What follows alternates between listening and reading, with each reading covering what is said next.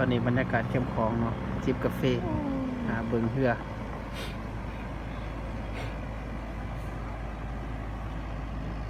น้ำนิดหน่อยครับกัน ที่ไทยก็ไทยไปแล้วอ้อแล้วเหลียว